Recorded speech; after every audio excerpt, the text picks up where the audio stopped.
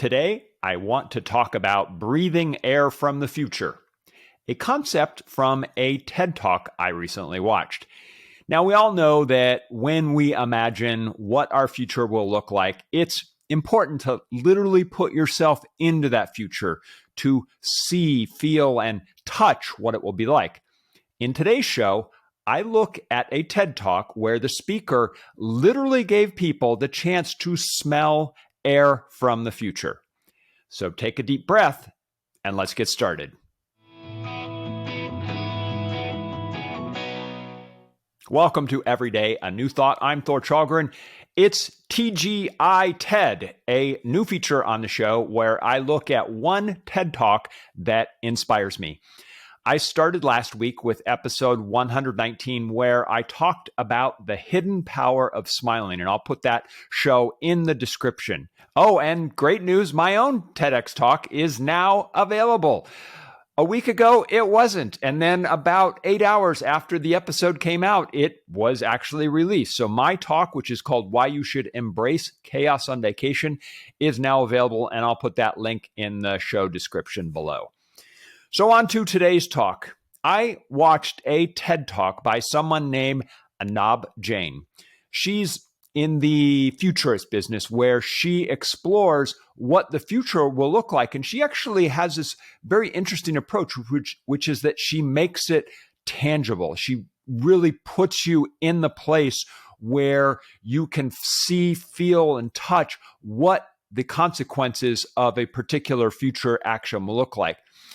And her main point in the talk is that we are often disconnected from the consequences of our future actions.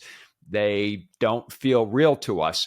And so as a result, she says that we often treat our future self like a stranger, like we can't even imagine what this person will feel like. So the choices that we make now are disconnected from knowing what the impact it will have on that future version of ourselves. So in her talk, which I'm going to put in the description, she shares two main stories about how her lab helped people see what the future will look like, what it will feel like, and in one case, what it will smell like. So she shares a story about how her lab was hired by the government officials in the United Arab Emirates. And one of the things that they wanted to look at specifically was the impact of the urbanization of a city and what that would do to the air quality. So her lab actually went in and figured out if they projected forward what the traffic impact in that city would look like, what would the air in fact be? And so they created this physical way for the officials to go up to a device and it would basically breathe on them and tell them this is what the air will smell like in 2030 if you don't make any changes.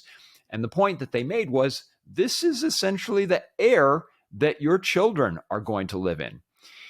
It's fascinating because then the leaders made decisions to change the way that they designed the city, realizing that this air represented a future that they didn't want their own children to inherit. She also shares two other stories, one where they created a mock trial to point out the impact of genetic testing, and another on what the impact climate change would have in 2050. And they literally built an apartment of the future to show what life would be like for people in 2050 based on current projections of where climate change is going to take us. My takeaway from this is that we've all heard the importance of visualizing your future, how it's important to see yourself in it. And this TED Talk really shows me how far you can go with this. Jane talks about how important it is to bridge that disconnect between today and tomorrow.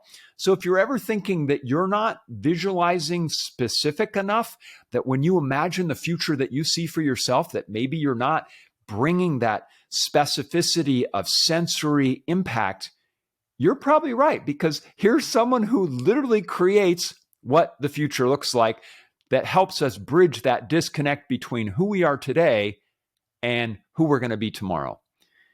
That's the show for today. If you like this, please hit subscribe if you're watching on YouTube. If you're listening to the podcast, please subscribe or follow the show on your favorite podcast app. Until tomorrow, thanks for watching. Until